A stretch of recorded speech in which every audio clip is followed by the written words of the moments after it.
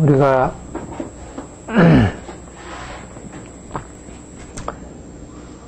하나님의 긍휼함을 입어서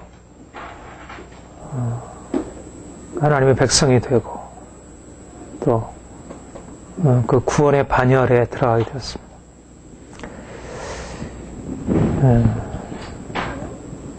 우리의 신앙생활의 가장 핵심이 하나님의 사랑이고 또 다른 말로 표현하면 하나님의 긍휼이라 이렇게 말할 수 있습니다.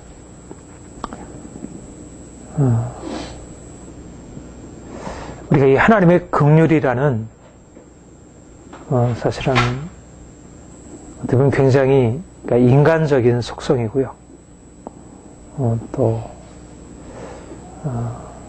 그러니까 우리에게 있어서 가장 그러니까 우리가 하나님께 정말 가까이 가서 언제든지 우리의 상황을 그분께 보여드리고 또 그분의 도움을 구할 수 있는 것, 그것은 하나님의 긍휼의 하나님이라는 것. 하나님이 예수 그리스도 안에서 그분의 긍휼, 그분의 사랑을 나타내. 그러니까 구약에는 이제 하나님의 긍휼에 대해서 많이 말씀하고, 이제 신약에서 긍휼이라는 그 단어는 많이 나오질 않는데, 신약에서 보다 많이 표현하기는 하나님의 사랑. 우리가 그리스도 안에서 그분의 놀라운 사랑, 그분의 한량없는 그 긍휼, 우리의 죄로 인한 우리의 공경, 우리가 진노 아래서 고통하고 슬퍼하고 절망하고 어찌할 바 알지 못하는 우리의 공경 속에서 하나님이 우리에게 찾아오셔서 그분이 긍휼이심을, 그분이 사랑이심을 우리에게 계시하시고, 그래서 우리가 누구에게도 사랑받지 못하고 누구에게도 우리가 불쌍히 여김을 받지 못하던 우리가 그 놀라운 영광의 하나님이 또한 그냥 무한한 권세와 영광 중에 계실 뿐만 아니라 그가 한량없는 긍휼의 마음으로 우리에게 찾아오시고 그분의 긍휼을 우리에게 계시하시고 또 우리로 하여금 그 긍휼을 알게 하시고 우리가 그 안에 들어가서 이제는 긍휼 입은 자로 불쌍하게 버림받고 고통 중에 누구도 돌아보지 않는 자가 아니라 그의 긍휼을 받은 자로, 그래서 이제는 더 이상 슬퍼하지 않고 더 이상 절망하지 않고 더 이상 우리 스스로를 한탄하지 않고 탄식하지 않고 이제는 그분 안에서 새로운 인생을 꿈꿀 수 있도록, 이게 하나님의 긍휼이라는 것이고요. 그러니까 하나님이 이스라엘 백성들에게 그 이스라엘을 건져내실 때 그의 마음에 그 애굽에서 부르짖는 이스라엘 백성들의 그 부르짖음에 대하여 그 하나님의 마음 안에 그 긍휼의 마음이 격동케 된 것입니다. 하나님이 모세를 부르실 때 모세에게 하신 말씀이, 내가 저들의 부르짖음을 듣고 내가 저들을 내 마음 안에 저들을 불쌍히 여기노라, 그렇게 말씀하셔요. 출애굽기 4장 보시면 그렇게 3장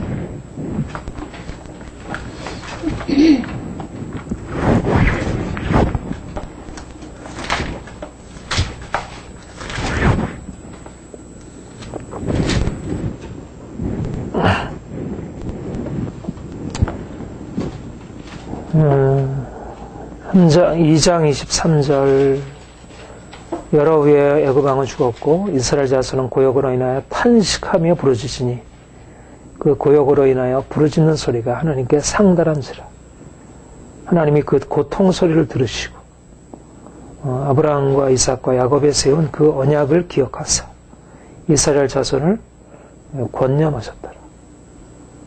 하나님이 이스라엘 자손의 구역으로 인한 탄식과 부르짖음을 들으시고 그 부르짖는 소리가 하나님께 상달되고 하나님이 그 부르짖음을 대하여 그가 응답하심으로 이 출애굽의 사건이 시작이 된 것입니다. 마치 예수님이 그 선한 사마리아인을 비유하실 때 여리고로 내려가던 자가 강도 만나서 거진반 죽게 되어서 부르짖게 되었을 때 그 사마리아인이 지나가면서 그 부르짖는 소리를 듣고 그 신음하는 소리를 듣고 그 마음이 불쌍히 여기는 마음이 일어나서 그가 다가가서 그를 치료해주고 그에게 사랑을 베풀었듯이 우리 하나님이 고통 가운데 부르짖는 이스라엘 백성들에게 찾아 그 고통 소리를 들으시고 그들을 그래서 건져내시기로 작정하시. 3장 7절에 보면 여호와께서 가라사대 내가 애굽에 있는 내 백성의 고통을 정령히 보고 그 간역자로 인하여 부르짖음을 듣고 그 우고를 알고 내가 내려와서 그들을 애굽 손에 건져내고 그 땅에서 인도하여 아름답고 광대한 땅 젖꼭구리 흐르는 땅 가나안 족속, 헷 족속, 아모리 족속, 브리스 족속, 히위 족속, 여부스 족속의 지방에 이르르노라. 이제 내가 이스라엘 자손의 부르짖음이 내게 달하고 애굽 사람이 그들을 괴롭히는 학대도 내가 보았으니. 하나님이 모세를 부르실 때 하나님의 고통받는 이스라엘을 향한 하나님의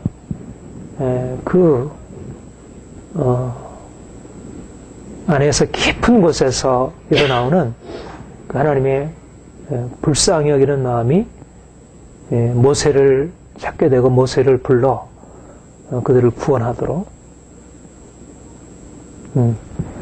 하나님의 구원은, 하나님이 우리를 향해서 나타내신 구원은 그분이 우리의 고통 속에 있는 우리의 절망과 우리의 부르짖음을 그가 들으시고 거기에 동참하시면서부터 시작이 되는 것입니다.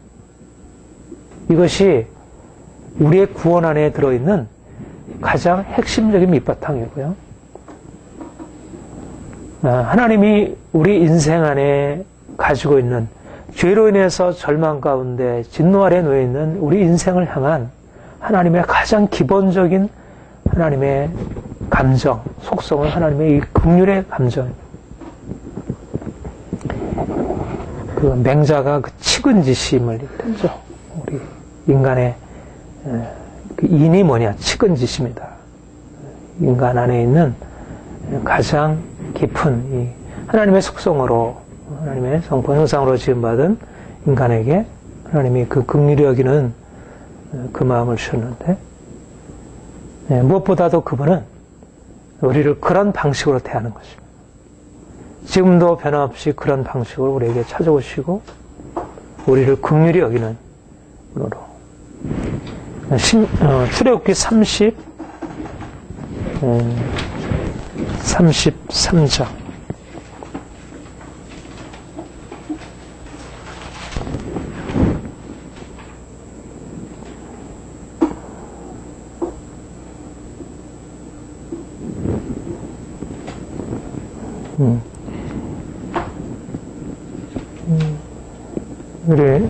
우리 로마서에서도 인용된 말씀인데 19절 우리 같이 읽어볼까요?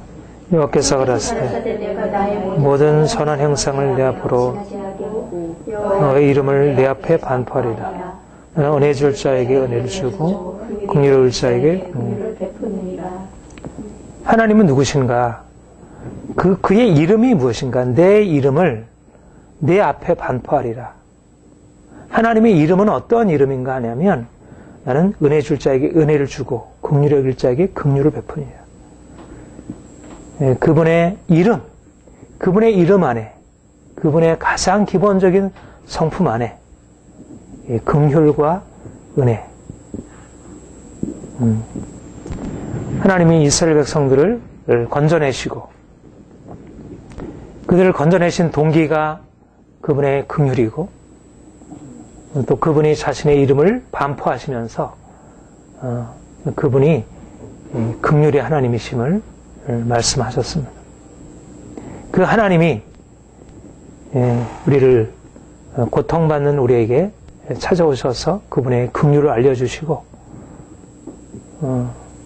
그분 자신이 긍휼의 하나님임을, 그분이 사랑임을, 하나님은 사랑이시라 그렇게 얘기를 하죠. 같은 것입니다. 이 출애굽기 33장에 있는 말씀과 하나님은 사랑이시라, 요한일서 하나님은 사랑이시라, 내 이름은 긍휼이라, 내 이름은 긍휼이라. 그래서 우리가 그분의 심판을 듣습니다. 이스라엘의 역사는 심판의 역사입니다. 그분의 거룩하심과 그분의 공의로 인한 심판의 역사입니다. 긍휼과 심판이 같이 나갑니다. 때때로 그분의 심판이 너무 두렵고 너무 엄격하여 그분이 긍휼의 하나님이심을 우리가 놓칠 수가 있습니다. 그러나 하나님이 그분의 심판을 나타내시는 그 이유는 사실상 그분의 긍휼을 나타내시기 위함입니다. 어떻게 보면 하나님의 긍휼이 그 심판에 의해서 가리워지는 것 같아도 사실 이스라엘 백성들의 역사를 보면 하나님이 그들의 죄에 대해서 진노하시고 그들을 심판하실 때 하나님이 과연 긍휼이신가? 그러나 그분은 그 심판조차도 그분의 사랑이고 그분의 긍휼이 우리의 죄에 대해서 그냥 묵인하는 것은 아니지만 죄에 대해서 심판하시지만 그러나 그분은 노하기를 더디하시고 인자와 긍휼이 넘치는 하나님이시로 그분은 인자와 긍휼이 넘치는 분으로 우리에게 계시하시고 그래서 우리는 언제든지 우리의 연약함과 우리의 실패와 우리의 고통 속에서 항상 그분 앞에 나아가 그분의 긍휼을 기대할 수 있고 오히려 우리의 진노 아래 있을 때 오히려 그분의 긍휼이 더 분명하게 드러나게 됩니다. 우리 에베소서 2장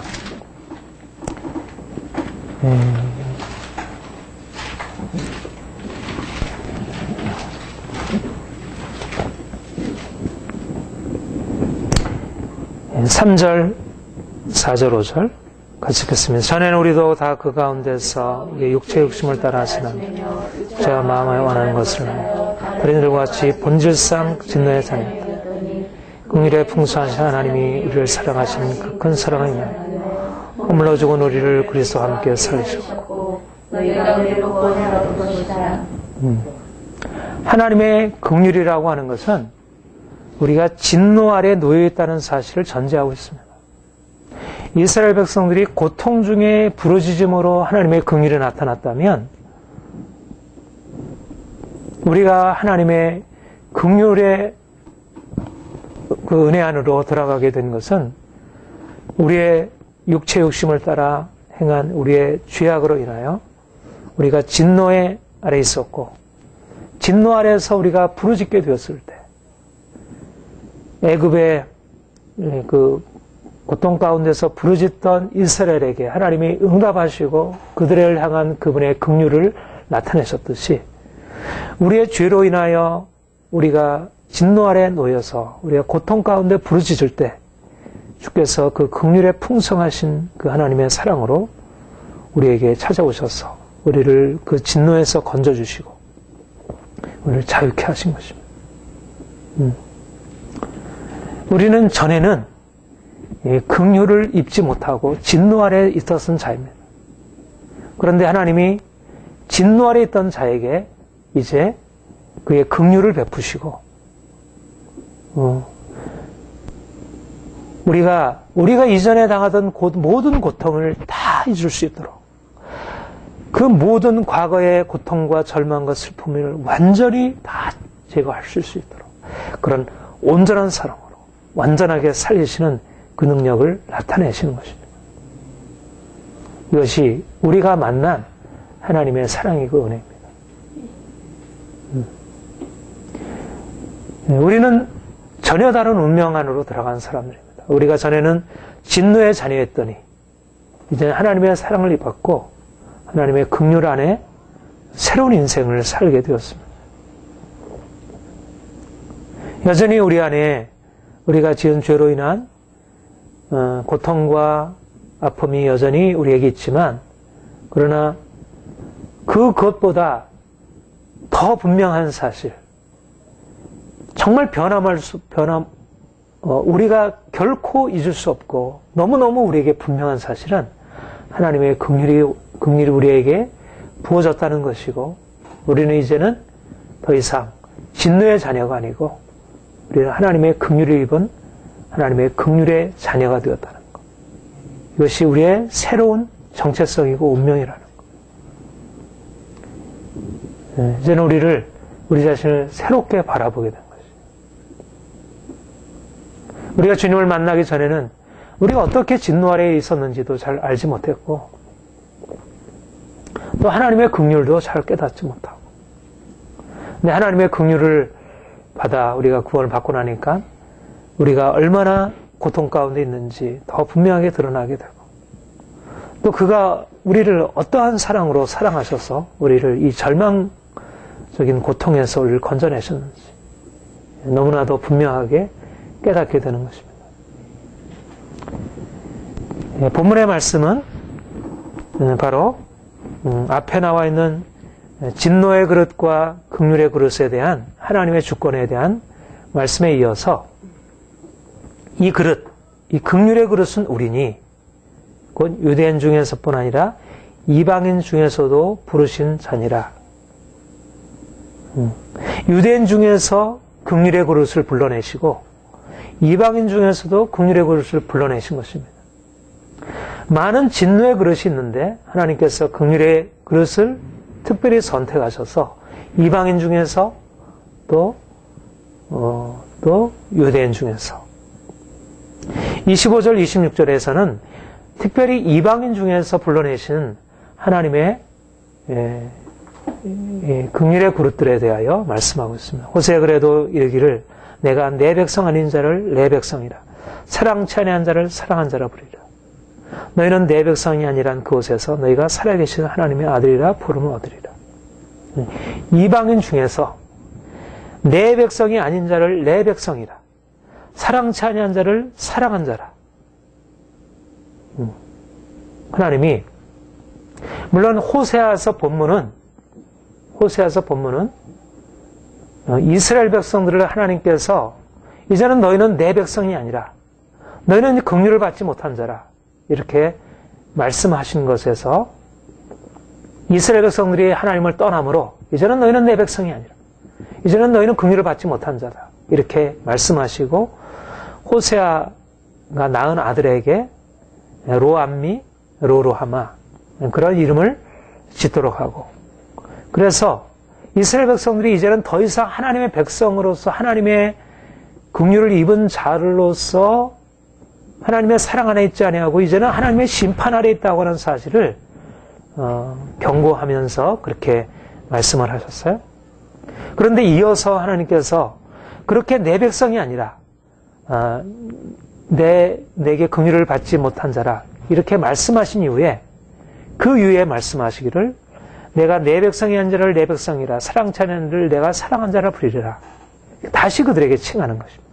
그러니까 호세아서 본문은 이스라엘 백성들이 이제 하나님을 떠나서 하나님의 진노 아래 놓여 있다가 하나님이 그들을 버리게 되고 그들을 심판 아래 두셨고 그런데 하나님의 긍휼이 다시 일어나서 내 백성이 아니라 내게 이제 긍휼을 받지 못한 자라 하던 그 백성들을 주께서 다시 이제 너희는 내 백성이라 내 백성이 아닌 자라 칭하던 너희가 이제는 내 백성이라 부름을 받고 내게 긍휼을 받지 못한 자라 칭하던 너희가 이제 내게 긍휼을 받으리라. 그러니까 다시 하나님의 긍휼을 다시 회복하실 것에 대한 말씀으로 이 본문이 기록되어 있습니다. 우리 호세아서 1장을 보면 거기 한번 보십시다. 호세아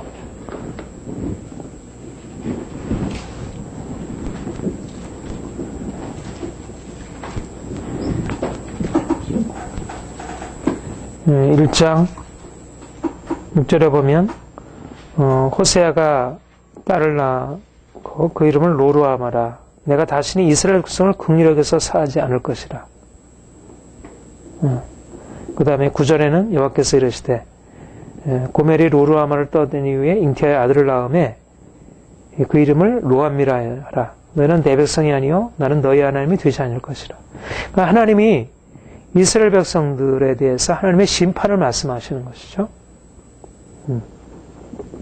그런데 10절에 보면 그러나 이스라엘 자손의 수가 바다의 모래과 같이 되어서 측량할 수도 없고 잴 수도 없을 것이며 전에 저희에게 이르기를 너희는 내 백성이 아니라 한 그곳에서 저희에게 이르기를 너희는 사실 하나님의 자녀라 할 것이라. 그래서 너희 형제에게는 암미라 하고 너희 자매에게는 루아마라 하라.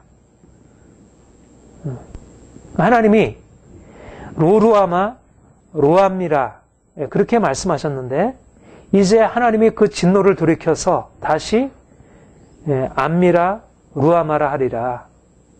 하나님이 이스라엘 백성들에 대한 진노를 거두시고 긍휼을 베푸실 것을 말씀하시는 약속의 말씀입니다.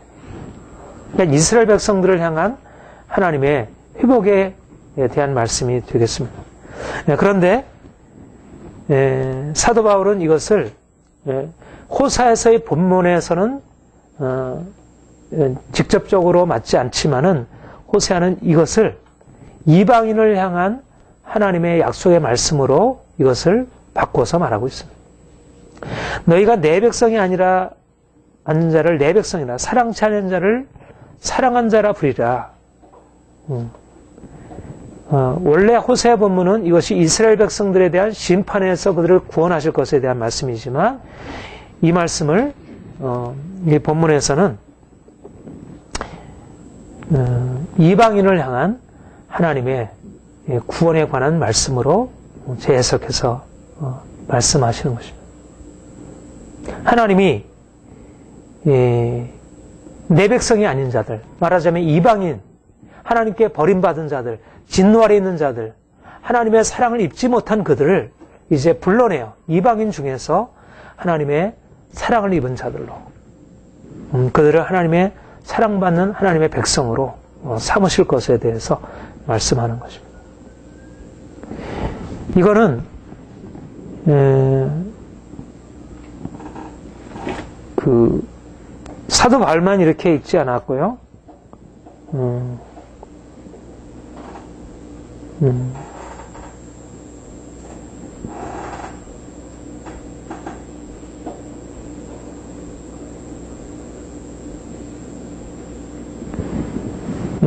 베드로전서 2장 10절에도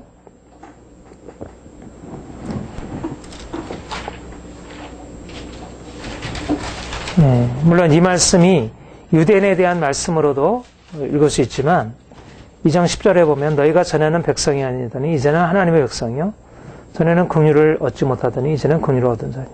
여기도 똑같은 본문이 되풀이되고 있는데 이것이 이제 호세아 말씀의 인용이라 말할 수 있습니다. 근데 이 말씀을 이스라엘 백성들, 유대인들에 대한, 베드로 전서는 유대인들을 향한 서신이기 때문에 그렇게 유대인들에 대한 이제 하나님의 회복의 말씀으로 읽을 수 있지만, 그러니까 이방인까지 포함한 말씀으로. 아무튼, 특별히 로마서 9장에서 여기서는 하나님이 이방인들을 어떻게, 이방인들 하나님의 백성이 아닌 그들에게 어떻게 하나님의 구원을 베푸셔서 그들을 하나님의 백성으로 삼으시는지, 사랑받지 못한 그들을 어떻게 사랑받는 자들을 바꾸시는지, 여기에 굉장히 중요한 이 본문에서 사실 9장에서의 중심 주제가 뭐냐면 하나님이 이스라엘 백성 대부분의 그러니까 바울이 복음을 전해서 예수 그리스도의 구원을 사람들에게 알려줬을 때 사람들이 그 구원의 복음을 듣고 응답한 사람들은 대부분 이방인이었고 유대인들은 대부분 복음을 거절하고 그들이 믿음으로 반응하지 않은 것입니다. 그래서 이스라엘 백성들의 그 불신앙과 그 완고함에 대해서 자기 고륙 친척이 하나님을 배척하고 그리스도를 거절한다는 사실에 대한 아픈 마음으로 어찌하여 하나님의 백성인 이스라엘이 하나님께 돌아오지 아니하고 어떻게 하나님의 백성이 아닌 이방인, 버림받은 자들, 언약과는 상관없는 자들이 어떻게 구원의 백성이 되었는가 하는 그런 물음을 가지고 시작한 것입니다. 그러니까 9장의 문제의식은 뭐냐면 어찌하여 이스라엘 백성들은 하나님의 복음에 대해서 받아들이지 아니하고 어찌하여 이방인이 어떻게 하나님의 긍휼 안으로 들어와서 하나님의 백성이 되었는가. 그 앞에 그렇게 일을 했죠. 9장 앞에 보면 저희는 이스라엘 사람이라 4절 저희에게 양자됨과 언약과 영광과 언약들과 율법을 세우신 거에 예배와 약속들이 있고 조상들도 저희고 육신으로 하면 그리스도가 저기에 났으니 저는 만물에 계셔서 세세의 찬양을 받으실 것이라. 그런데 저희 하나님 말씀이 펴진 것 같아요. 이스라엘에서 난 그들이 다 이스라엘이 아니에요. 아브라함의 씨가 다 그 자녀가 아니다. 오직 이스라엘은 그러니까 여기서 말하고자 하는 건 뭐냐면 이스라엘의 불신앙에 대해서 이스라엘은 불신하고 오히려 이방인이 복음을 받아들였다는 사실에 대해서 지금 그 사실을 하나님은 어떤 분이신가? 하나님이 어떻게 하여 자기 백성 이스라엘을 향해서는 이 구원의 소식을 그들이 믿어서 하나님의 구원 안으로 들어오지 못하고 어떻게 버림받은 이방인을 향하여 하나님께서 구원의 소를 펼치시고 그들이 구원 안으로 들어오게 되었는가? 여기에 대해서 의아하고 이해될 수 없는 그런 내용인데 바로 이 사실에 대해서 바로 하나님이 누구신가? 하나님이 그 긍휼을 베푸시고 긍휼의 그릇, 하나님이 진노의 그릇과 긍휼의 그릇을 따로 설정해 놓으셨는데 하나님의 긍휼의 그릇은 누가 하나님의 긍휼의 그릇이 되었는가 하면 사람들이 생각할 때 이스라엘은 긍휼의 그릇이고 이방인은 진노의 그릇이라 여겨지는 것이 당대 이스라엘 백성들의 생각이었고 그리고 이제까지 이스라엘 백성들이 가지고 있었던 철두철미한 우리는 하나님의 백성이고 저들은 버림받은 이방인이라는 저들은 이방 죄인이고 저들에게는 구원이 없고 저들은 심판을 받고 우리에게는 하나님의 구원이 있다고 생각하는 그런 당대의 유대인들의 통념에 대해서 긍휼의 그릇이 누구냐? 이방인이 하나님의 긍휼의 그릇이다. 하나님께서 저들을 긍휼의 그릇으로 선택하셨고 저들에게 너는 내 백성이 아니라 온 그들에게 너는 내 백성이라 칭하고 너희는 긍휼을 받지 못할 자라 한 그들에게 이제는 너희는 내게 긍휼을 받을 자라. 그가 그렇게 말씀하시고 그렇게 접근하셨다는 것입니다. 그러니까 이방인이 긍휼의 그릇이라고 하는 것은 당시의 유대인들에게 있어서 이것은 받아들일 수 없는 우리가 하나님의 긍휼을 받은 자이고 우리는 아브라함의 자손이고 우리는 구원받은 이스라엘의 후손이고 하나님의 긍휼과 사랑이 우리에게 있고 이방인들과 다른 특별한 언약과 은총이 우리에게 있다라는 당시의 사람들이 가지고 있는 철두철미한 그 확신과 믿음을 깨트리고 저들이 버림받았다고 하는 이방인들을 향하여 하나님이 어떠한 긍휼로 그들을 다가오셔서 그들을 향하여 너희는 내 백성이라 이렇게 칭하셨는지를 말씀하는 것입니다. 그러니까 이 호사에서 이 본문을 인용하면서 이방인을 향한 하나님의 계획이 이방인이 진노의 그릇이 아니라 그들의 긍휼의 그릇이라는 사실이 당대 유대인들의 고정관념, 그들이 가지고 있는 이제까지의 아주 철두철미한 그들의 생각을 깨뜨리고 하나님이 이방인 중에 그들이 버림받았다고 하는 이방인 중에 어떻게 그들에게 긍휼을 베푸시고 사랑을 베푸셨는지 이것이 하나님의 주권이고 하나님의 행하심이라는 것. 이해할 수 없는 사람의 생각으로 이해할 수 없는 하나님의 행하신 것입니다. 이방 죄인들인 그들에게 하나님이 찾아오셔서 전혀 그들에게 구원의 여망이 없고 그들은 어떠한 전혀 하나님의 받을 만한 어떤 것도 없는 그들의 하나님이 찾아오셔서 긍휼을 베푸셨다는 것. 이게 하나님의 긍휼이고 하나님의 사랑이라는 것입니다. 사람들이 이 사실들을 이해하지 못하는 것. 이방인이 하나님께서 버림받은 이방인을 향하여 어떤 사랑을 베푸셨는지. 로마서 4장 5절에 보면 이를 아니할 자라도 경건치 아니한 자를 의롭다 하신 이를 믿는 자에게는 그의 믿음을 의로 여기시라니. 하나님은 경건치 아니한 자를 의롭다 하시는 하나님은 누구신가? 누구에게 긍휼을 베푸시는가? 경건치 아니한 자. 하나님은 어떤 분이신가? 경건치 아니한 자를 의롭다 하시느니. 도무지 이 사람은 구원받을 수 없고 이 사람에게 심판 아래에 놓여있다고 하는 그 사람들을 향해서 주님께서 찾아오시고 그들을 향하여 그의 구원을 나타내신다는 것입니다. 이게 하나님의 일하심. 그래서 그 하나님이 찾아오시는 방식이 사람들에게 거침돌이 되는 것. 예수님께서 이 땅에 오셨을 때 그가 찾은 자들은 죄인과 세리들과 병자들과 세상에서 인정받을 수 없는 버림받은 자들이었습니다. 그러나 그들이 하나님의 긍휼의 대상이었다는 것. 그들이 긍휼의 그릇이었다는 것. 경건한 자들, 하나님을 섬기는 자들, 하나님 앞에서 의로운 자들, 하나님 앞에 스스로 택함받았다고 생각하는 그들은 오히려 버림받은 자들이고 오히려 그들에 의해서 정죄당하고 그들에 의해서 심판 아래 놓여 있다고 거부당하던 그들이 하나님의 긍휼 안에 놓였던 자들이요. 여자들, 사마리아인들, 죄인들, 이방인들, 바깥에 놓여 있는 자들, 하나님의 사랑과 긍휼에 있어서 바깥에 놓여 있는 자들을 주께서 찾아오셔서 하나님의 사랑을 나타내시는 것입니다. 바로 하나님께서 이런 방식으로 우리에게 찾아오시기 때문에 우리는 그분의 행하심을 우리가 가지고 있는 상식으로서 이해할 수가 없는 거예요. 우리가 그분의 행하심, 내 백성이 아닌 나는 이제 버림받았다 한 그곳에서 하나님은 너는 내 백성이라 이렇게 말씀하시고 나는 아무것도 아니라고 하는 그곳에서 주님은 너는 내게 있어서 가장 존귀한 자라 말씀하시고 우리가 실패자라 이렇게 생각하는 그곳에서 주님은 너는 그렇지 않다 말씀하시고 우리가 가지고 있는 일반적인 상식과 우리의 일반적인 통념을 주께서 무너뜨리시고 하나님이 우리를 전혀 새로운 관점으로 보시고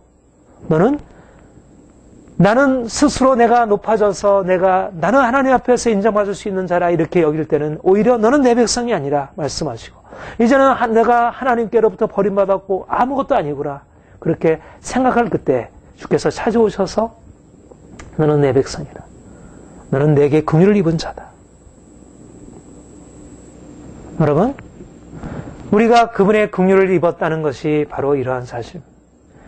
우리가 그분의 긍휼을 입은 것은 우리의 어떤 무엇이 있어서가 아니고 긍휼을 입을 수 없는 자, 우리가 그 백성으로 일컬음을 받을 수 없는 자, 우리는 경건치 않은 자, 아무런 조건도 우리가 그분에게 내놓을 어떤 것도 없을 그때 그분이 우리를 찾아오시고 우리가 죄인 되었을 때, 우리가 연약할 때, 우리가 경건치 아니한 자가 우리가 원수 되었을 때 그분이 우리를 찾아오셔서 마치 고멜, 그 음란한 고멜을 호세아가 아내로 삼고 그를 끝까지 인내하고 그에게 그 긍휼과 사랑을 베풀어 주셨듯이 하나님이 죄인된 우리 그로 인해서 심판 아래에 놓여 있는 우리에게 주께서 찾아오셔서 우리를 그분의 긍휼 아래로 너는 이제 나의 긍휼과 나의 사랑 안에 있는 자다. 우리가 가지고 있는 이제까지의 조건을 가지고서는 나는 하나님의 백성이 아니고 나는 긍휼을 받지 못하고 나는 어떤 것도 내가 내 자신을 긍정할 수 없는 존재로 그렇게 생각할 수밖에 없는데 하나님이 우리에게 그런 이방인된 우리에게 죄인된 우리에게 경건치 않은 우리에게 그렇게 진노 아래 있는 우리에게 그분이 찾아오셔서 우리를 새로운 이름으로 부르시는 것입니다. 너는 내 백성이라. 너희는 더 이상 로암미라 하지 아니하고 너희는 더 이상 로루아마라 하지 아니하고 너희는 암미라 너희는 루암미라 루아마라 이렇게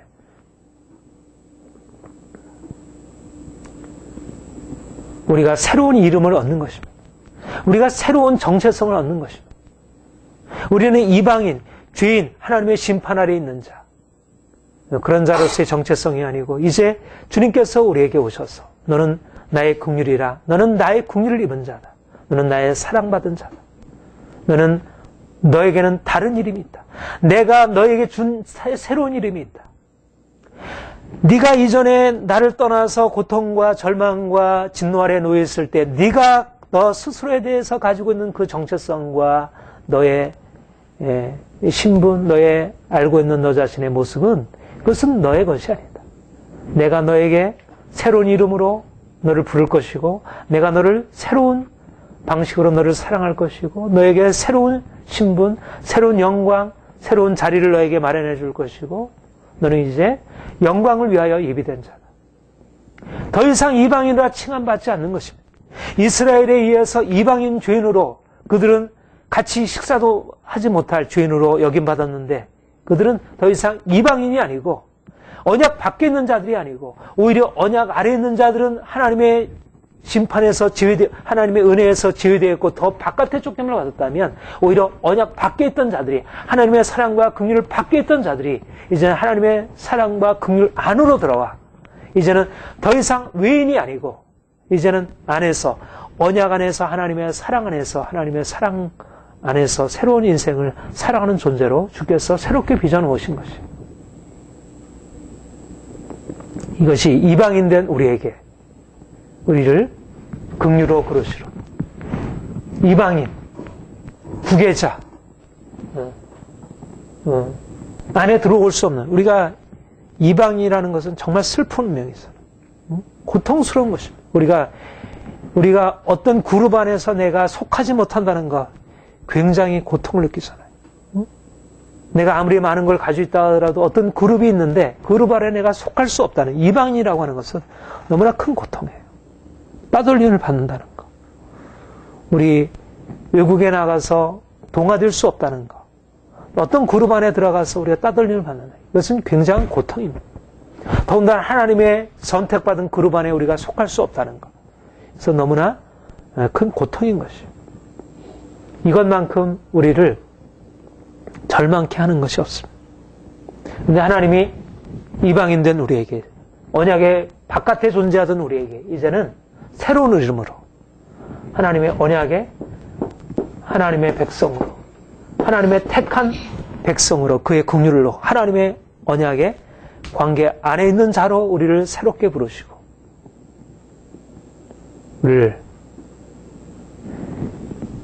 이것이 하나님이 우리를 위해서 행하신 바입니다. 하나님은 그야말로 너무너무 놀라운 일을 행하신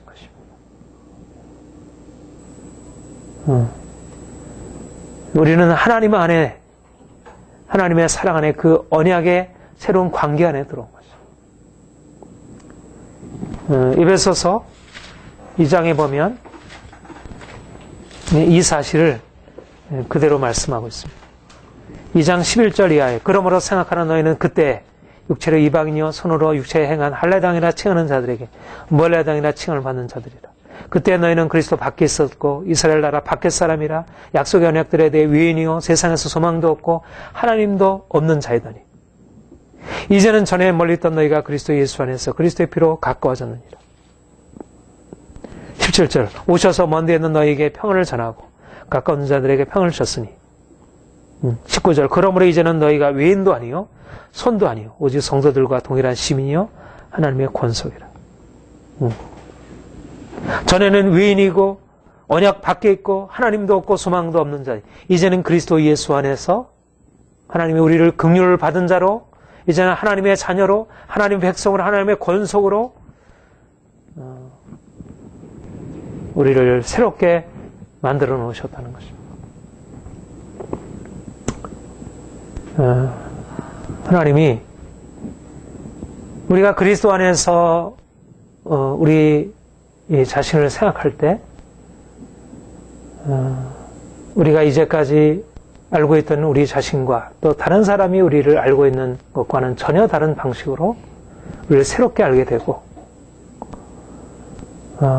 우리는 이미 세상이 알지 못하는 그리고 육체로 하나님의 특별한 사랑을 받은 이스라엘 백성들과 비교할 수 없는 하나님의 놀라운 은혜 안에 그 언약 안에 하나님의 그 언약 안에 하나님의 그 언약의 백성 안에 이스라엘 백성들이 하나님의 백성이라 칭함받은 것과 비교할 수 없는 그 엄청난 하나님의 언약 안에 새 언약의 은혜 안에 우리가 들어가게 되었다는 것. 우리가 이 사실들을 깨닫고 이 사실을 우리가 기뻐하고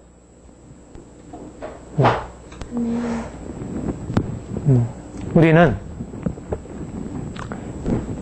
이제 우리는 왕같은 세상이요 거룩한 나라 소유된 백성이니 이스라엘 백성들이 하나님께서 그런 명칭을 불러주셨다면 우리는 이제 이방인 된 이전에 우리가 육신으로는 이방인이지만 그러나 우리 그리스도 예수 안에서 우리가 하나님의 백성 되고 하나님의 자녀 되고 우리는 거룩한 나라요 왕같은 세상이요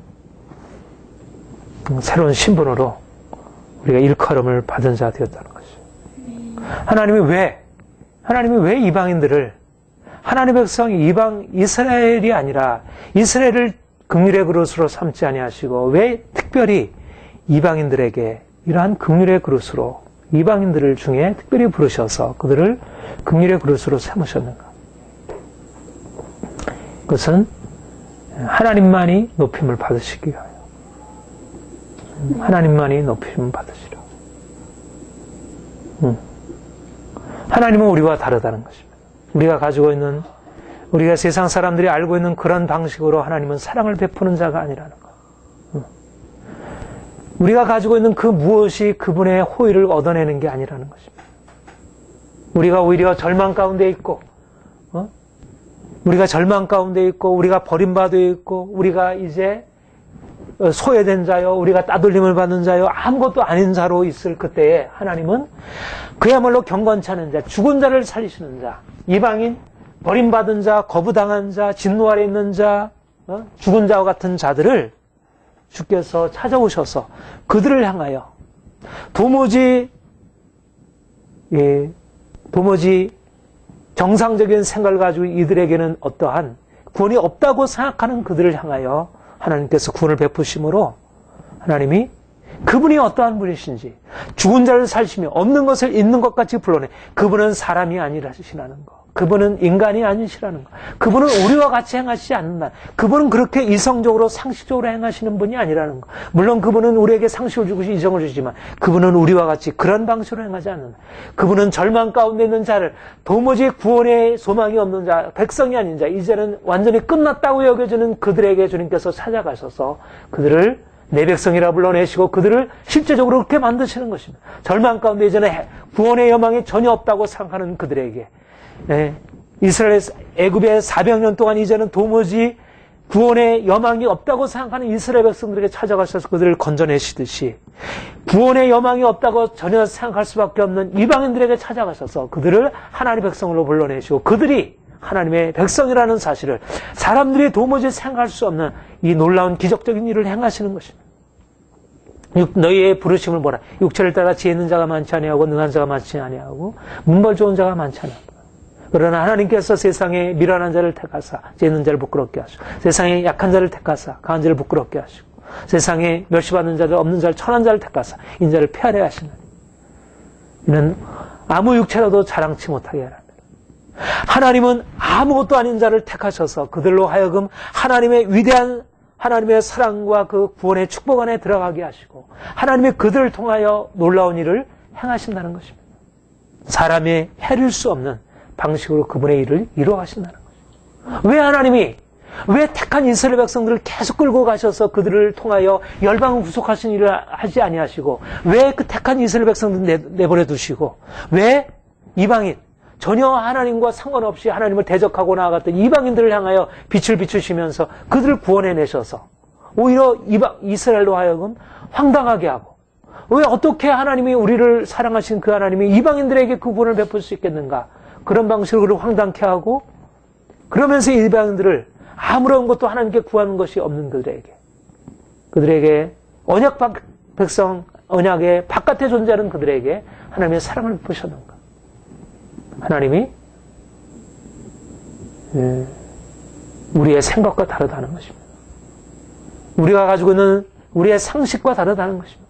무언가 갖춰져 있는 그곳에서 일하시는 분이 아니라 우리의 생각과 전혀 다른 방식, 내 백성이 아닌 자들에게 내 백성이라 칭하시는, 죽은 자를 살릴 수가 없는 것을 있는 것 같이 부르시는, 경건치 않은 자를 의롭다 하시는 그 하나님, 우리의 생각을 전혀 넘어 일하신 하나님, 죄인된 우리를 찾아오신 하나님, 이방인된 그들을 건져내신 하나님, 다 하나님이 우리의 생각을 뛰어넘는 하나님의 일하시는 것입니다. 우리는 그 하나님의 긍휼과 사랑, 긍휼을 받을 수 없는 자를 사랑하시는 그 하나님의 긍휼과 사랑, 긍휼을 받을 만한 자를 긍휼히 여기시는, 내가 내 자녀를 긍휼히 여기는 것은 지극히 이해될 수 있는 바이지만 내 자녀가 아닌 자들, 내게 오히려 내 자녀를 핍박하고 내게 원수되었던 자들을 사랑으로 품으시고 그들을 긍휼의 백성으로 건져내시는 그 하나님, 우리로서 이해할 수 없는 그분의 사랑, 그것이 바로 이방인 중에 그의 긍휼을 나타내시는 하나님의 일하심인 것입니다. 그래서 우리가 그분의 주권을 이해할 수가 없는 것입니다. 그래서 우리는 진흙이고 그분이 토기장이라는 사실을 인정하는 것입니다. 우리가 토기장이라고 하면 그런 일은 하지 않는 거죠. 그런 방식으로 일하지는 않는 거예요. 내 백성이 아닌 자를 내 백성이라 칭하고 내 백성인 자를 버리는 일을 하지 않는 거예요. 우리로서는. 우리가 그런 일을 하겠어요? 내가 내 자녀들은 저기다 바깥에 놓으고 내 바깥에 있는 내 다른 아이들을 내 자녀로 삼는 일을 하겠어요? 우리는 그런 일은 하지 않잖아요. 내 집사님도 지금 다른 아이들을 키우고 있지만 내 자녀가 더 귀하지. 그래도 내 핏줄이 더 귀하지. 그렇잖아요. 내가 아닌 자들을 내가 내 백성이라 칭하고 내 자녀라 칭하고 내 자녀는 너는 내 자녀가 아니라, 그런 일은 하지 않는 거예요. 우리로서는. 근데 하나님은 마치 그와 같은 일을 행하시는 것입니다. 내 백성이 아닌 자들을 내 백성이라 칭하고 내 백성을 내 백성이 아니라 칭하고. 이스라엘 백성들이 원래 하나님의 선택을 받을 때 사실 그러한 거죠. 원래 선택을 받았을 때 그들은 사랑받지 받을 만한 무엇이 없었던 상태에서 사랑을 받았어요. 그러나 그들이 하나님의 긍휼을 받아서 이제 여러 가지 면에 하나님의 축복 아래 놓이게 되었을 때 오히려 하나님은 그들을 내버려 두시고 오히려 전혀 사랑받지 못하고 전혀 버림받은 이방인을 향하여 손을 내미시고 그들을 너는 내 백성이라, 너는 내 자녀라, 이렇게 말씀하셔요. 어떻게 우리의 상식으로 우리의 이성으로 그분이 하시는 일을 이해할 수 있겠어요?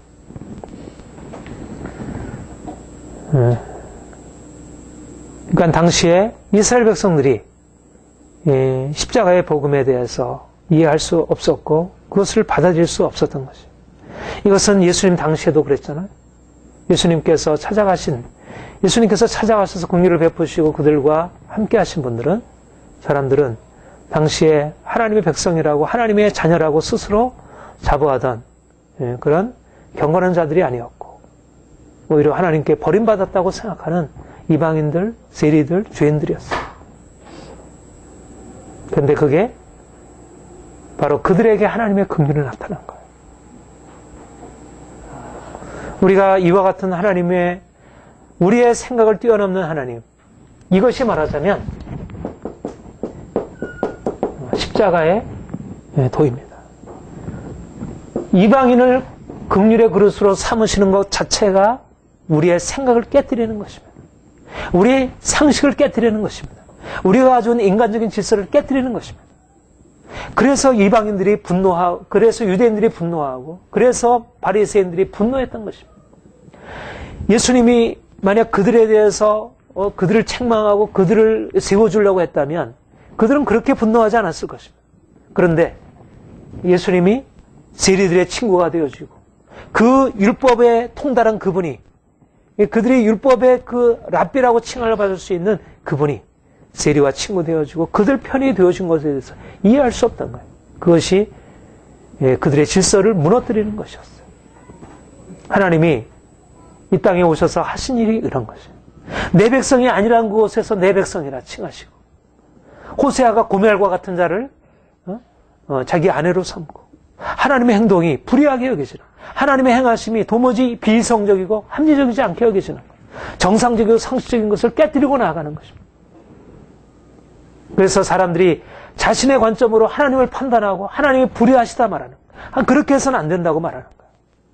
그러니까 우리가 뭔가 이렇게 전혀 아무것도 없을 때는 하나님의 행하심이 너무나 이렇게 옳고 정당하고 그것이 우리에게 너무나 귀한 것이에요. 그러나 이미 무엇인가를 가지고 있을 때는 하나님이 행하시는 것이 도무지 이해할 수 없는 거예요. 그렇게 하면 안 되는 거예요. 이것은 있을 수 없는 일이에요. 이방인들은 거부되어야 하고 죄인과 세리들은 거부되어야 해요. 그들이 구원 안으로 들어온다는 것은 있을 수 없는 일이에요. 그들은 심판받아야 마땅한 자들이고 그것은 원래 그들에게 주어진 운명이고 하나님의 그것은 행하심으로 그렇게 받아들였어야 돼요. 근데 하나님께서 그렇게 하지 않으신 것입니다. 그러니까 하나님의 사랑과 긍휼이 우리의 이성과 상식을 깨뜨리고 들어오는 것이에요.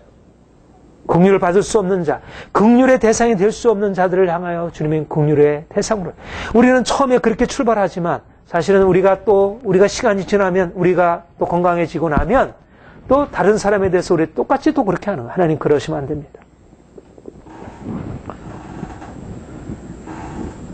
그래서 하나님이 우리는 늘 우리가 얼마나 비참한 죄인인지 우리가 하나님의 백성으로 취감을 받았다 할지라도 우리의 존재가 우리의 이 근원이 얼마나 아무것도 아닌지를 우리는 늘 상기할 필요가 있어요. 우리가 스스로 우리 자신의 무엇을 가지고 그분의 선택받은 게 아니라는 것. 이스라엘 백성들의 실패가 뭐예요? 그 27절 이하의 말씀인 것이잖아요. 이사야가 이스라엘 자손에 관하여 외치되 이제 이방인 중에서 하나님이 내 백성이 아니라는 곳에서 내 백성이라 말씀하시고 이제는 이스라엘에 대해서 어떻게 말씀하냐면 이스라엘 무산의 자손에게 비록 바다의 모래같이라도 남은 자만 구원 얻으리라. 주께서 땅 위에서 그 말씀을 이루사 필하시고 끝내시리라. 또 이사야가 미리 말한 바 만일 만군의 주께서 우리에게 씨를 남겨주지 아니하셨다면 우리가 소돔과 같이 되고 고모라 같이 쓰리로다 한 것이다. 예? 이방인 중에서 너는 내 백성이 아니라는 곳에 내 백성이라 칭하는데 이제 이스라엘에 관하여는 어떻게 말씀하냐면 이스라엘 자손의 자손이 모여같이 많을지라도 남은 자만 구원 얻으리라. 그들 중에 씨를 남겨두지 않으면 소돔과 같이 되고 고모라 같이 되었으리라. 오히려 이스라엘에게는 무엇이 예비되었냐면 하나님의 진노와 심판이 예비되어 있는 것입니다. 하나님의 백성 이스라엘에게 하나님의 긍휼이 예비되어 게 아니라 심판이 예비되어 있는 것이죠. 스스로 자기 자신에 대해서 우리는 하나님의 백성이고 우리에게는 언약이 있고 우리는 아브라함의 자손이고 우리는 하나님의 축복이 있고 우리 하나님이 우리를 버리지 아니하실 것이라고 생각하는 그들에게 몇몇 남은 자만을 제외하고는 몇몇 씨만을 제외하고는 다 하나님께 버림받고 너희는 내 백성이 아니라 너는 내게 긍휼을 받지 못한 자라 그렇게 칭하리라 그렇게 말씀하신다는 것이죠. 그들이 가지고 있는 상식이 무너져 내리는 거예요. 그들이 이제까지 확신하고 있었던 우리는 하나님의 백성이고 우리는 누가 뭐라 그래도 하나님 우리를 구원하실 것이고 로마를 무너뜨리고 우리를 세우실 거 열방 가운데서 우리를 높이실 것이라고 하는 그런 그들의 확신을 다 무너뜨리고 오히려 이방인 가운데 하나님이 그 긍휼을 베풀어 주실 것을 말씀. 너희는 아니라 너희는 이제 심판 아래 있으리라. 우리에게 하나님의 말씀이 있고 약속이 있고 모세가 있고 아브라함이 있고 우리에게 율법이 있고 이와 같은 조상의 하나님의 수많은 구원의 역사가 있었는데 우리에게 어찌 그런 일이 있을 수 있을지. 그런 일이 있을 수 없습니다. 도무지 그것은 맞지 않습니다. 그들의 생각으로는 도무지 이 말씀을 받을 수 없을 것 같지만 사도 바울은 이사야의 말씀을 이용하여 이스라엘을 하나님께서 긍휼히 여기신다 말씀하셨지만 그들이 이제는 하나님의 긍휼로부터 제외되어 있다는 것입니다. 하나님의 긍휼이 그들에게 이제는 끝났고 그들에게 심판이 예비되어 있다는 것입니다. 하나님의 긍휼을 그들이 거절하고 이제 하나님의 심판 아래 놓이게 되었다는 것. 예. 사람들이 가지고 있는 환상을 무너뜨리는 것입니다. 오늘날도 하나님은 우리 가운데 오셔서 그런 일을 행하십니다. 사람들은 자신이 행한 이러저러한 것을 근거해서 자신이 이러저러한 하나님과의 관계에서 자신이 얻은 축복에 대해서 열거하면서 스스로에 대해서 자신감 있고 우리는 하나님의 사랑받고 우리는 하나님의 축복 아래 계속 나아갈 것이라 생각하지만 그러나 긍휼과 하나님의 사랑은 끝나고 심판 아래 놓여 있는 것들이 너무 많이 있다는 거예요. 예. 하나님의 사랑을 받은 자들이 영원히 사랑받지 않는 모습을 보게 됩니다. 우리가 이스라엘의 백성들의 모습을 보고 그러하고 또 하나님의 구원 아래에서 놀라운 은총을 받았던 유럽의 역사를 보면 우리가 그것을 알게 됩니다. 그들은 놀라운 구원을 받은 놀라운 은혜를 받은 자예요. 하나님의 긍휼을 받고 그 긍휼을 받지 못한 이방인들과 너무나 다른 모습으로 그들이 너무나 축복을 받았어요. 그런데 지금 모습이 어때요? 그들은 하나님의 사랑을 받은 자였지만 하나님을 거절하고 떠났고 그들은 하나님의 심판하려 놓여 있고 아직도 물론 하나님의 은혜의 사실들이 그들에게 남아있어서 무엇인가 그들에게 세상 사람들을 위해 인정받을 수 있는 뭐가 있지만 그러나 그들은 이미 하나님의 심판으로부터 하나님의 구원으로부터 제외되고 심판 아래 놓여 있는 거예요. 그런 즉 선줄로 생각하는 자는 넘어질까 조심하라. 하나님의 사랑이 한번 주어졌다고 해서 그것이 그대로 그냥 지속되고 영원하지 않다는 것이 어떤 의미에서 하나님의 약속과 구원이 영원한 것이지만 그러나 어떤 의미에서 그렇게 우리가 생각하듯이 우리의 방식으로 생각하듯이 그런 방식으로 영원한 건 아니라는 거예요. 한번 보장된 것이 내가 받았던 은총이 영원한 것이 아니라는 것입니다. 한번 우리 교회가 경험한 하나님의 사랑과 은총이 한국교회가 경험한 이 은총이 영원하지 않다는 거예요. 우리가 긍휼을 받아서 이렇게 성장했다 하더라도 그것은 하나님의 긍휼이지 그것은 긍휼에 근거한 우리의 믿음이 그것에 대해서 그렇게 호응할 때 그것이 지속되는 것이지 우리가 긍휼을 받았을지라도 언제 그 긍휼이 떠나가고 심판하려 놓이게 될지 너희는 로암미라 로루아마라 칭할 날이 올 수 있다는 것이 오히려 우리에게 있어서 그렇게 우리는 하나님의 사랑받고 은총받았는데 우리가 비난하고 우리가 이렇게 멸시하고 하는 그들에게 언제 구원이 임하게 되고 그들에게 하나님의 사랑이 임할지 모른다는 것입니다. 이 문제는 사람들이 하나님의 일하심을 인간적으로 잘못 생각하고 있는 것. 마치 자기에게 주어진 무엇이 자기 안에 무엇이 있는 것처럼 생각하고 스스로 높아져서 지난주에도 얘기했지만 가장 하나님이 이스라엘을 심판하시는 가장 근본적인 이유가 뭡니까? 그만입니다. 하나님의 긍휼은 이방인이 어떻게 긍휼 아래에 들어가게 되었어요? 진노 아래에서 그들이 마음이 가난해져 있는 것입니다. 세리들이 어떻게 주인과 세리들이 어떻게 하나님의 긍휼 아래에 들어가게 되었습니까? 그들의 마음이 가난해져 있는 거예요. 그들은 긍휼이 필요한 자들이었어요. 이방인들은 긍휼이 필요한 자들이었어요. 죄로 인해서 그들은 절망 가운데 있었던 것이죠. 그래서 그들에게 하나님의 긍휼이 있을 때 그들은 그 긍휼 안에 설 수 있었어요. 그러나 긍휼을 받음으로 인하여 그들이 또 다른 분들보다 여러 가지 많은 것을 갖추게 되게 되면 결국 스스로 교만해지게 되고 심판 안에 놓이게 되는 거예요. 이스라엘은 이방인처럼 되고 이방인은 이스라엘처럼 되는 거예요. 운명이 바뀌어지는 것입니다. 긍휼히 여김을 받았던 이스라엘이 교만해짐으로 심판 아래 놓이게 되고 심판에 놓였던 이방인이 마음의 고통으로 겸손함으로 하나님께 부르짖게 되었을 때 그들이 구원에 이르게 되는 것. 이게 하나님의 질서예요. 그러니까 이방인이냐 하나님의 택한 이스라엘이냐가 중요한 게 아니라 그들이 하나님 앞에서 어떤 마음을 가지고 있느냐는 거예요. 그러니까 믿는 사람이라 할지라도 그 마음이 교만해져 있으면 지금은 당장 하나님의 축복이 거둬지지 않죠. 하나님의 축복 아래 있어요. 자녀들이 잘 되고 뭔가 잘 되는 것처럼 여겨집니다. 그러나 어느 날 그것이 끝날지 모르는 거예요. 믿음으로 축복받았다 할지라도 어느 날 그것이 다시 저주로 돌변하고 너희는 내 백성이 아니라 너희는 긍휼을 입은 자가 아니라 이렇게 말할 날이 올지 모른다는 거죠. 그리고 지금 고통 가운데 죄로 인해서 절망 가운데 있는 이방인이 그들이 지금 절망 가운데 있고 하나님 없이 살아가고 고통 가운데 있지만 언제 그들이 하나님의 긍휼 안으로 들어올지 모른다는 언제 운명이 바뀔지 모른다는 거죠. 사람들이 생각할 때 우리가 가지고 있는 것에 의해서 그렇게 안전하지 않은 것이에요. 우리 안전은 하나님의 긍휼로 인한 안전이고 우리가 그 긍휼에 대한 우리의 겸손함과 우리의 믿음의 응답이 안전함이지 우리가 가지고 있는 무엇에 의해서 우리가 이제까지 그렇게 하나님의 사랑을 받아왔으니까 앞으로도 계속 하나님을 사랑하실 것이다. 결코 보장도 있지 않습니다. 결코 보장도 있지 않아요. 하나님은 겸손한 자, 마음이 상하고 통회하는 자들과 함께 하시오. 그것은 이방인이든지 유대인이든지 할 것 없이 처음 믿은 사람이든지 오래 신앙생활을 한 사람이든지 예외 없이 하나님은 동일한 원리를 가지고 행하시오. 왜 처음에 믿을 때 은혜 안으로 들어갑니까? 바로 이런 깨어짐으로 나는 하나님의 긍휼을 받을 자라는 이 하나님 앞에서 깨어진 마음이 그분의 긍휼을 불러오는 거예요. 그러나 이미 하나님의 사랑을 받아서 오래 지나고 나서 스스로 무엇인가 할 수 있게 되면 하나님의 긍휼이 떠나가고 하나님의 심판이 임하게 되는 거예요. 소돔과 고모라처럼 되는 것입니다.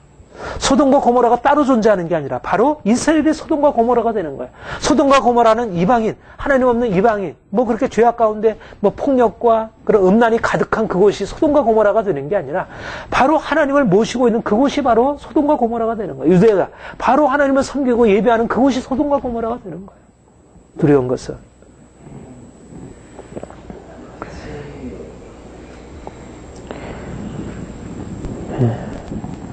이 영적인 원리를 이해하게 되면 우리가 하나님 앞에 선다는 것이 어떤 것인지 우리가 하나님 그런 그런 변덕스러운 거, 언제 하나님을 구원하셨다고 언제 또 하나님 마음을 바꾸실지 모르는 그런 변덕스러운 하나님 그렇지 않아요. 그분은 항상 일관되셔요. 그분은 변함없으신 분이에요. 그분은 영원토록 그분은 신실하시고 영원토록 변함없으신 분이에요. 변하는 것은 우리죠. 하나님의 사랑 처음에 공부했을 때는 하나님의 사랑 앞에서 낮은 마음으로 고통 가운데 하나님 당신이 필요합니다. 이렇게 나아가다가 하나님께서 축복하시면 마음이 부하게 되어 그분 없이도 살 수 있을 거예요. 변하는 것은 우리예요. 그러니까 우리가 하나님의 긍휼 아래에 있다가 진노 아래에 놓이게 된 것에 대해서 하나님 너무하십니다. 하나님은 어떻게 이렇게 할 수 있습니까? 그러나 변하는 것은 우리지. 그분은 변하지 않은 거예요. 그분의 원리는 일관된 거예요. 처음부터 이스라엘 백성을 택하실 때부터 그분의 긍휼로 나타나셨고 그분은 심판의 하나님으로 나타나셨어요. 그분은 변함없으셔요. 우리가 그분의 긍휼을 받고 그분의 계속적인 긍휼 안에 거하는 것은 늘 우리가 질그릇이고 우리는 진흙이고 아무것도 아님을 겸손하게 인정하기만 하면 우리가 영원토록 그의 은혜 안에 언약 안에 거하는 삶을 대대손손이 그런 삶을 살아갈 수 있는 거예요. 대대손손이. 한 번 받았다가 끝내버리는 게 아니라 대대손손이 그런 삶을 살아갈 수 있습니다. 저는 그렇게 확신합니다. 그런데 많은 경우에 많은 사람들이 하나님의 은혜 안으로 들어왔다가 어느샌가 은혜를 잃어버리고 다시 이전에 가지고 있던 그런 고통스러운 삶으로 다시 돌아가는 걸 보게 돼요. 많은 교회가 부흥했다가 다시 부흥의 불이 꺼지고 다시 고통으로 드러나. 우리 지난주에 우리 캐나다 목사님도 얘기했지만 그 캐나다, 유럽 다 하나님의 긍휼과 사랑을 받은 곳들이 있어요. 그런데 하나님의 긍휼이 떠나가고 진노 아래 놓이게 되고 사람들이 겉으로 보기엔 외향으로는 다 그럴듯하지만 이미 마음이 하나님을 떠나서 진노 아래 놓여 있는 거예요. 왜 그렇습니까? 왜 하나님의 긍휼이 떠났습니까? 왜 그들을 향한 하나님의 사랑이 떠났어요? 그 부흥의 불이 왜 그치게 되었어요? 그들이 하나님을 제대로 알지 못하는 것입니다. 하나님이 누구신지, 하나님의 긍휼이 어떻게 나타나는지. 하나님은 일시적으로 나타났다 그걸 끝내시는 분이에요. 하나님은 영원토록 함께 하기를 원하시죠.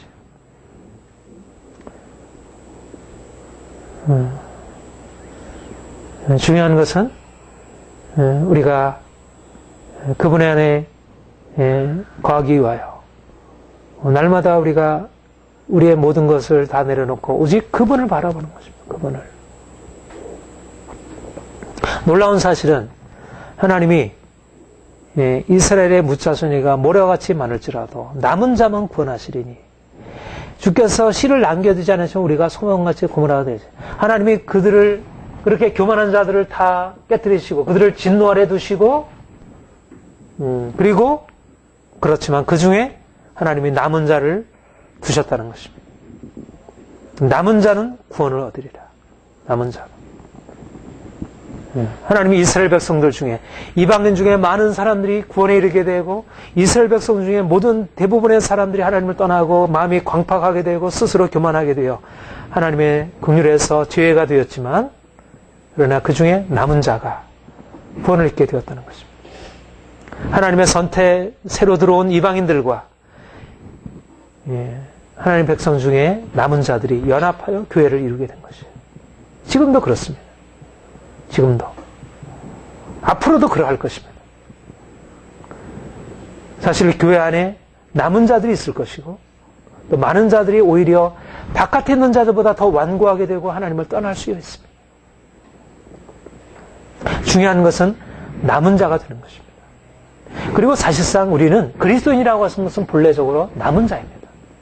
남은 자라는 얘기라는 것은 많지 않다는 것입니다. 소수라는 것입니다. 대부분의 사람들은 하나님에 대해서 거절하고 자기 스스로 교만해지고 하나님을 받아들이지 않는다면 몇몇 소수의 남은 자가 있어서 그들이 하나님의 긍휼 안으로 들어가는 거예요. 하나님이 왜 그렇게 하실까? 많은 사람들을 다 좀 이렇게 구원으로 이끄시지 왜 특별히 남은 자를 통해서 하나님께서 일하시는가? 이게 하나님의 일하십니다. 그것도 이해할 수 없는 거예요. 하나님이 전능하신 분이신데 하나님이 모든 사람들에게 다 이렇게 다 마음을 열고 또 생각을 이렇게 좀 부드럽게 해서 좀 하나님의 사랑 안에 들어오고 그래서 하나님도 높임을 받고 온 세상이 좀 이렇게 평화롭게 살면 얼마나 좋을까 싶어도 하나님은 그렇게 하지 않으신다는 거죠. 오히려 많은 사람을 강팍해 하고 많은 사람들을 진노의 그릇으로 두시고 남은 자만 소수의 남은 자만 하나님께서 구원하시기로 그렇게 작정하셔요. 그리스도인이 그래서 힘든 거예요. 이 세상에. 대부분의 사람들은 다 이 세상에서 하나님 없이 스스로 자기 교만해져서 스스로 행하는데 하나님을 바라보고 남은 자로서 행하는 것이 어려운 거예요. 이것 또한 신비인 거예요. 그래서 사람들이 복음을 진리라고 붙들기가 어려운 것입니다. 복음이 진리라고 하면 보편성이 있어야지. 보편적이지 않은 거예요. 보편적. 하나님을 바라보고 믿는다는 보편. 사람들이 생각할 때 이방인이 구원을 받는다는 것, 죄인과 세리들이 구원 아래 이른다는 것, 믿음으로 구원받는다는 것, 우리가 행함이 아니라는 것, 우리가 가지고 있는 아무런 조건이 필요 없다는 것. 이것이 상식으로 이해가 안 되고 우리의 삶의 정상적인 질서에 맞지가 않는 거예요. 그러니까 이 하나님의 구원의 사실 안에 들어온 사람들은 아무나 들어오지 않는다는 거예요. 이방인들 중에도 일부가 들어오는 것이 모두 다 들어오지 아니하고 또 그들 중에서도 연약한 자들이 들어오지 모두가 들어오지 않아요. 특별히 유대인 중에서는 더 쉽지 아니하고 가진 자일수록 더 쉽지 아니하고 더 경건한 자일수록 더 쉽지 않고 왜냐하면 하나님의 진리가 모든 사람들에게 이해가 되지 않을 뿐만 아니라 그분의 진리가 사람들의 상식적인 것을 깨뜨리기 때문에 그래서 사람들이 그 진리 안으로 들어오지 않아요. 그래서 그리스도인이 남은 자가 된다는 것은 특권이기도 하지만 그러나 또 한편으로 남은 자이기 때문에 힘든 것입니다. 주류가 아닌 거예요. 비주류인 거예요. 예수님이 누구보다 더 탁월한 삶을 사셨지만 그분은 세상에 동화될 수 없는 분이에요. 보편적이지 않아요. 그분은 가장 보편적이고 누구에게 모든 사람 세상 질서는 보편적이죠. 원래 세상 질서는 보편적이지 않아요. 가진 자들을 위해서 유리한 거예요. 많은 수많은 사람들 그 밑에 고통받고 있어요. 그러나 세상에서 보면 그 질서가 더 정당한 질서로 여겨지지 모든 사람에게 보편적인 하나님의 질서는 사람들에게 보편적이지 않게 보여요. 낮은 자를 긍휼히 여기고 그들에게 찾아오셔서 그들을 받아주고 그들을 세우시고 높은 자를 낮추시고 하시는 하나님의 이런 새로운 질서. 원래 하나님께서 십자가로 이루어 가시는 것은 세상 사람들에게 이해가 안 되고 그것은 모든 사람들에게 오히려 위험하게 여겨지는 거예요. 사람들이 거기에 호응하지 않는 것입니다. 원래 그래서 그리스도인들은 이 세상에서 개기요 나그네인 것입니다. 이 세상에서 사는 동안 우리가 세상 사람들로부터 인정받고 호응받고 그러지 않는다는 것. 남은 자만 구원을 얻으리라. 이스라엘 자손이 무스 자손이 모두와 같이라도 남은 자만 구원을 얻으리라. 이거는 여러 가지 함축을 가지고 있습니다. 그렇게 믿는 사람들이 많지 않다는 것이고 믿는다 하더라도 온전하게 하나님을 바라보는 사람들이 많지 않다는 것입니다. 하나님의 구원이 그렇게 값싸지 않다는 거예요. 그 대가가 그렇게 만만치 않다는 거예요. 하나님의 행하심이 그렇게 상식적이지 않다는 거예요. 상식적이지 않은 그런 주님의 사랑을 경험하고 그 사랑으로 살아가는 삶이 세상 속에서 그렇게 사람들로부터 인정받기 쉽지 않다는 거죠. 우리 아까 읽었던 말씀. 그러니까 그리스도인이 베드로 전서 2장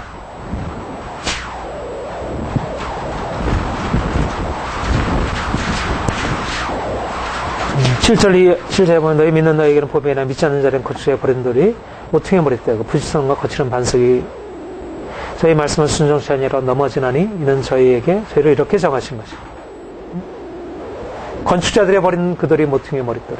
부딪히는 돌과 거치는 반석이 되고 오직 너희는 택하신 족속의 왕같은 제사장들의 거룩한 나라요 그의 소유된 백성이 이는 너희를 어두운 데서 불러내 그의 귀한 빛에 들어가게 하신 자의 아름다운 덕을 선전하게 하여 너희가 전에는 백성이 아니더니 이제는 하나님 백성이요 전에는 긍휼을 얻지 못하니 이제는 긍휼을 얻는 자 사랑하는 자들아 나그네와 행인 같은 너희를 권하니 영혼을 거스려 싸우는 육체의 정욕을 지어라. 우리가 세상에 속해지 않다는 것입니다. 우리 하나님 백성으로 이 놀라운 특권을 가지고 있지만 그러나 부딪히는 돌과 거치는 반석이 된 예수님 그분에게 속했는 자들 우리는 세상에서 그렇게 인정받을 수 있는 삶을 사는 것이 아니라는 것입니다. 대부분의 사람들은 다 대다수의 사람들은 바다의 모래같이 많을지라도 사람들은 주님께 속해 있어서 그분의 백성의 삶을 살기를 선택하지 않고 그리고 세상 길로 나갈 것이고 남은 자만 그루터기만 남아서 하나님의 거룩함을 지키고 그분의 긍휼 아래 거하는 삶을 선택하는 것입니다. 그렇기 때문에 귀한 거예요. 그렇기 때문에 귀한 거예요. 희귀하기 때문에 보물인 거예요. 희귀하기 때문에. 우리 삶이 모든 사람들에게 다 알려지고 모든 사람들이 다 인정받을 수 있는 그것이 될 수 있지만 그러나 우리 현실 가운데서는 그렇지 않아요.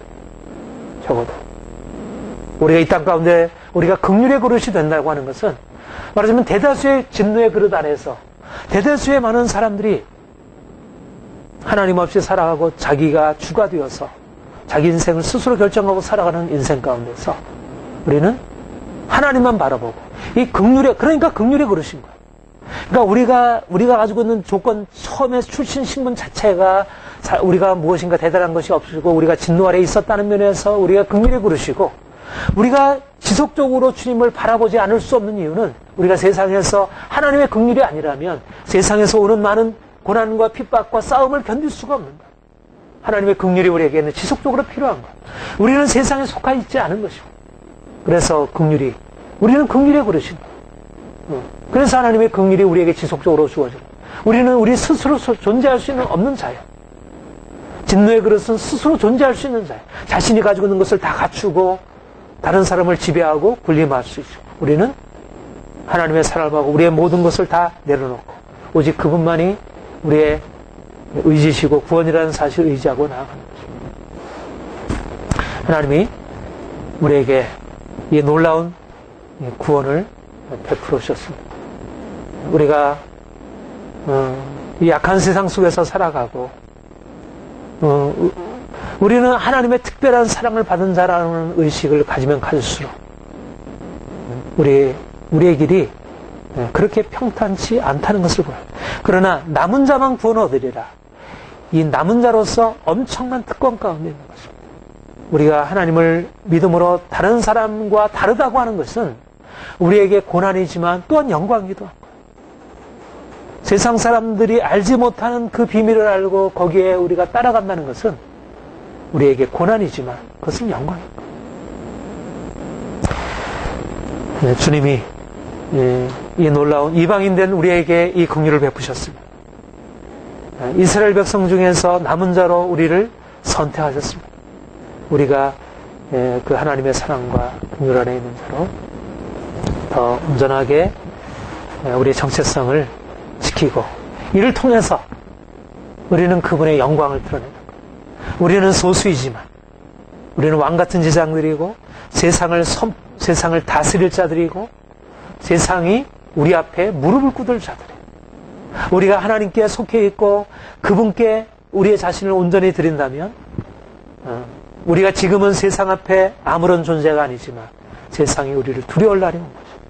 이것이 하나님의 작정하심. 기도하겠습니다. 주님,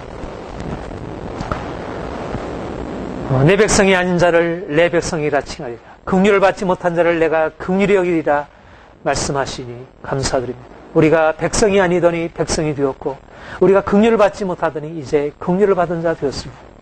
주님, 우리가 주께서 이방인 된 우리에게, 죄인 된 우리에게 베푸신 그 놀라운 긍휼과 사랑을 우리가 더 깊이 깨닫고 날마다 그 긍휼 안에서 자신을 새롭게 이해하고 늘 감사하며 기뻐하며 우리의 정체성을 지켜가게 하여 주옵소서. 하나님, 많은 사람들이 하나님의 사랑 안에 시작하였지만 그 마음이 교만해짐으로 하나님의 긍휼에서 떠난 바 되고 하나님의 진노 아래 놓이게 됨을 봅니다. 하나님, 하나님의 많은 백성들이 하나님의 사랑을 입고 출발했지만 하나님, 그들의 마음이 둔하여져서 오히려 하나님을 거스려 나가는 것을 보게 됩니다. 하나님, 우리로 하여금 날마다 경성하여 하나님의 긍휼을 우리가 떠나지 않게 하시고 날마다 주의 긍휼과 사랑 안에 거하는 자들 되게 하옵소서. 하나님, 우리가 남은 자로 이 땅 가운데 살아가는 동안 우리 안에 여러 가지 고난과 싸움이 있지만 우리가 낙심하지 아니하고 주를 바라봄으로 더욱더 주의 영광을 온 땅 가운데 선포하며 세상의 빛으로 드러나게 하옵소서. 사랑하는 주의 백성들을 주께서 축복하시고 또 하나님이 기뻐하시는 자들로 온전하게 세우시옵소서. 감사합니다. 예수님의 이름으로 기도합니다. 아멘.